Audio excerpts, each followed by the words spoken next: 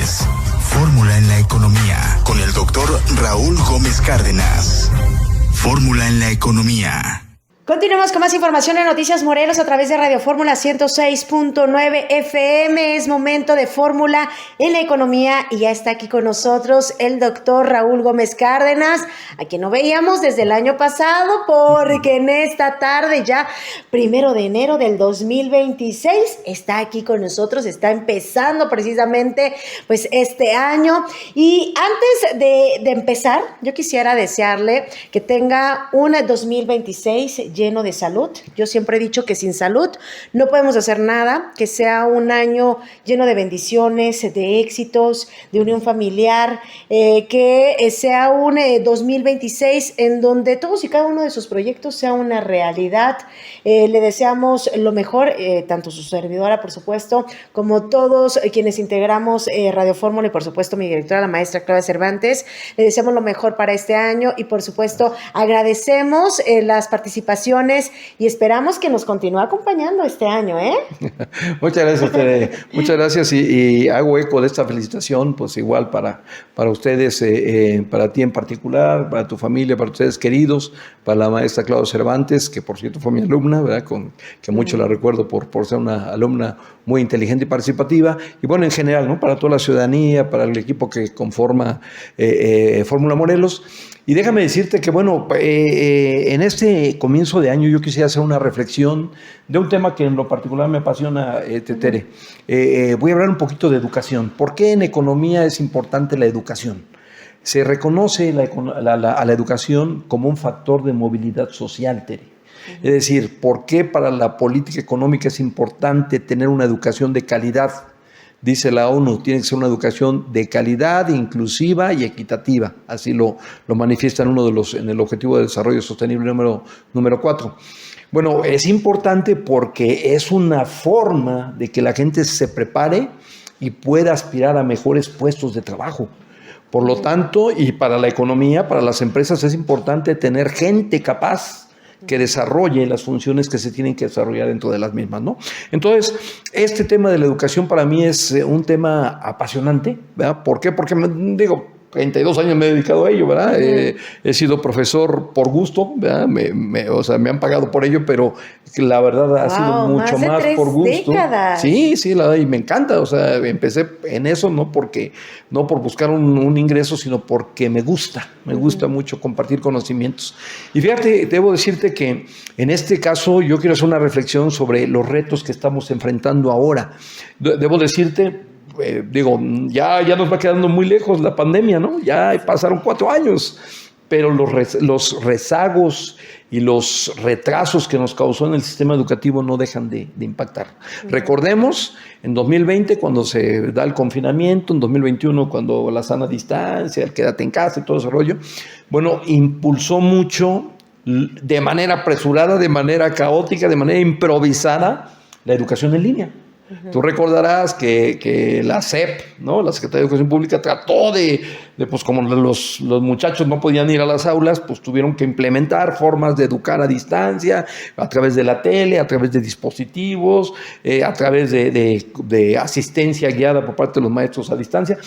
Y entonces yo diría, y creo que muchos maestros lo vimos así, de que ese primer año fue completamente perdido. Es decir, el acostumbrarte a las nuevas plataformas de educación cuando no teníamos una buena conectividad, ¿verdad? No había internet en todos lados, la gente no tenía para invertir. Tenías 2 o 3 hijos, no cada uno de ellos podía tener una computadora, entonces, pues, o algo que les pudiera conectar con las clases.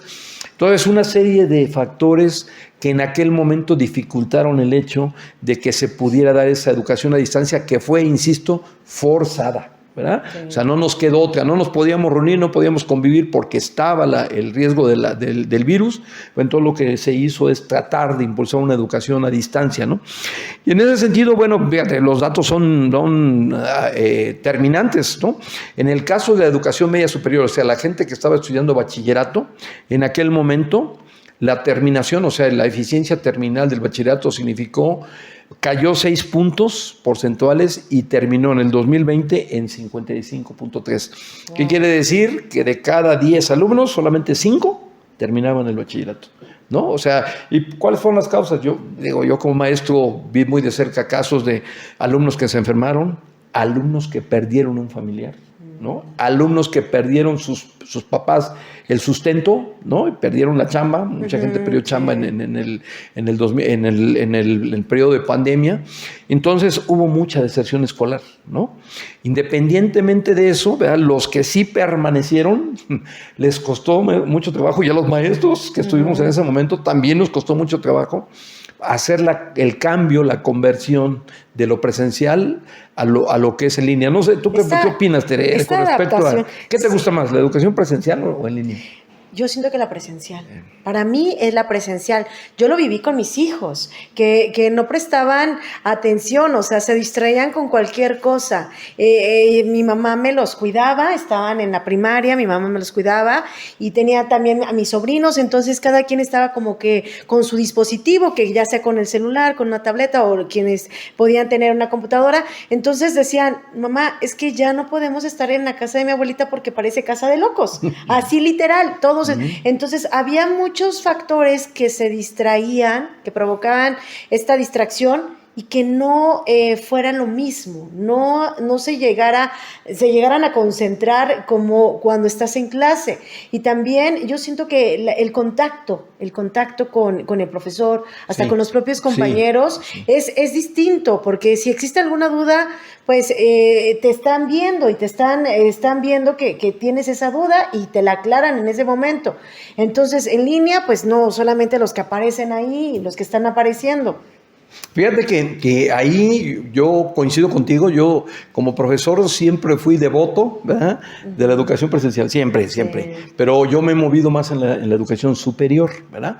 Déjame decirte que a la distancia, ya que todo esto pasó, ¿verdad?, obviamente para los niños y para las ciencias experimentales, la educación a distancia no funciona, ¿verdad? ¿Por qué? Porque los niños son de estar, de hacer, de ver, de tocar. Le decimos en la educación, es un sistema constructivista. El niño tiene que estar haciendo algo, construir algo, ¿verdad?, trabajar en algo para que pueda aprender más rápido.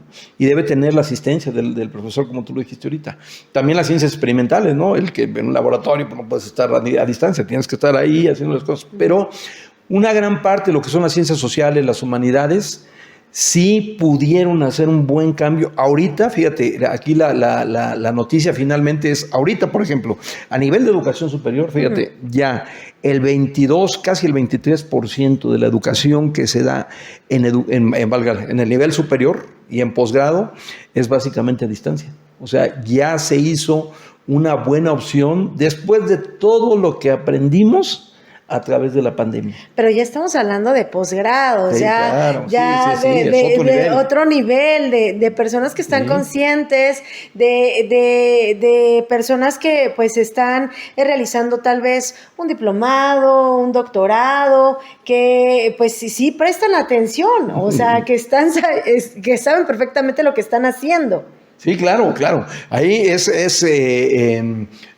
lo que dijimos al principio, no se puede aplicar a todo, ¿verdad? Sí, la educación a distancia es muy buena. Te voy a decir cuáles son los beneficios de la educación a distancia. Cuando es bien planeada, bien ejecutada por los maestros y por la planeación escolar, ¿verdad?, permite pues ahorrar tiempos de desplazamiento, ¿verdad?, permite que la gente siga trabajando sin tener que renunciar o hacer espacios de su trabajo para dedicarse al estudio, ¿no? Tú puedes manejar tus horarios, ¿no? Disminuye el tráfico, ¿no? Porque ya la gente ya no se desplaza, ya no está por ahí. Inclusive, déjame decirte algo importante, a raíz de la pandemia también se legisló y avanzó, lo que es el teletrabajo. O sea, es decir, ya se admite, ya una parte de la población ya trabaja a distancia, lo que antes ni de chiste, ¿no?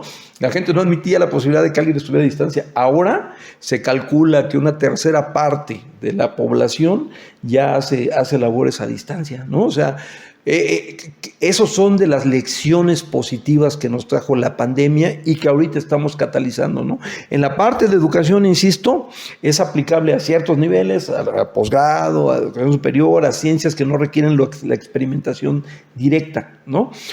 Pero finalmente se está volviendo una opción, insisto, que se adapta a la nueva vida que llevamos, a esa vida tan dinámica, tan movida, de tanto trabajo, ¿no? Ahorita apenas tú lo sabes, se está legislando para ir reduciendo la jornada de trabajo para tal manera que ahora sí sean 40 horas en la semana, que ahorita son 48 más, ¿no? Para mucha gente, ya en algún momento hablamos de la informalidad laboral. Entonces se está tratando de volver nuevamente a que la gente tenga armonía entre lo que trabaja y lo que no trabaja, entre lo que trabaja y descansa, ¿no? Y dentro de ello, ¿verdad? Una de las posibilidades para la gente que se quiere seguir superando, que quiere seguir estudiando, pero no puede renunciar a su trabajo, es la educación a distancia, ¿no?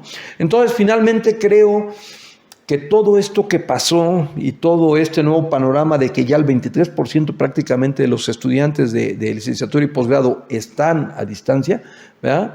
Es un avance que mucho tuvo que ver con esa forzosa conversión del sistema educativo que se dio en la pandemia, ¿verdad? Y creo que esto va para más. O sea, yo fíjate que ahora ya como alumno, yo estudié una maestría a distancia y la verdad, muy satisfecho. Y ahora doy clases a distancia también. Y da clases a distancia. Y la verdad veo cómo cuando tú sabes como maestro emplear los recursos que tiene la tecnología, ¿no? Fomentar el espíritu crítico, la discusión, ¿no? Toda esta parte que también se hace cuando estás en el aula, pues ayuda para que los alumnos mantengan el interés a pesar de que no estén juntos y a pesar de que no estén interactuando. Y lo más chistoso, ¿no? Finalmente, hasta los alumnos en línea que hemos tenido, por ejemplo, ahí donde estoy ahorita en el Colegio Morelos, ahí todavía ellos se buscan. Aunque no hayan estado interactuando físicamente, acaban reuniéndose, acaban conociéndose, tomándose el cafecito, hacen su graduación, nunca se vieron más que en pantalla y se reúnen para convivir, fíjate. O sea, el ánimo ¿Y son grupos social. de cuántos más o menos estamos hablando? ¿De cuántos alumnos que usted les da pues este posgrado a distancia? Fíjate que son grupos, la verdad es que ya en posgrado son grupos de 10, 12, 15 cuando mucho, ¿verdad? Que obviamente pues, el esquema es por seminario, entonces las generaciones que salen en cada semestre pues son alrededor de 15, 20 personas por especialidad, ciencias políticas, historia, ¿no? Pero lo curioso es eso, ¿no? Cómo a pesar de que están a distancia y que todo el mundo cataloga bien esa ventaja de no tener que estar físicamente, al final se acaban buscando, ¿no? Que facilita, ¿no? Y que vemos que facilita para quienes trabajan, para quienes no se encuentran tal vez aquí en el estado, radicando, laborando, o incluso que sí estén en el estado, pero que vivan en algún otro municipio. Entonces, el desplazarse, pues es tiempo. Entonces, esto a través de recibir estas clases a través de línea, pues reduce muchísimo en tiempo, porque se pueden conectar de cualquier lugar. Entonces, es más fácil. Y en riesgos. Recordemos que el desplazarte también implica riesgo, ¿no? Tener que ir en carretera, tener que ir viajando, implica riesgo, muchas veces cansado. Si vas de trabajar y te desplazas, ya vas cansado, ¿no? A mí muchas veces me pasó eso, ¿no? O sea, que ya vas después de una jornada, vas todavía a estudiar, pues si vas un poco cansado. Esto te ahorra ese tipo de detalles, fíjate, y creo que de alguna manera estamos hablando de una posibilidad que va a ir creciendo por esas ventajas que nos representan, ¿no? Finalmente la tecnología sigue avanzando, nos está dando estas posibilidades de interactuar en cualquier lugar y como tú lo dijiste muy bien, tenemos alumnos, por ejemplo, ahorita que están en Yucatán, que están en Puebla, y que están unidos en un aula virtual, ¿verdad? A pesar de la distancia y a pesar de sus ocupaciones.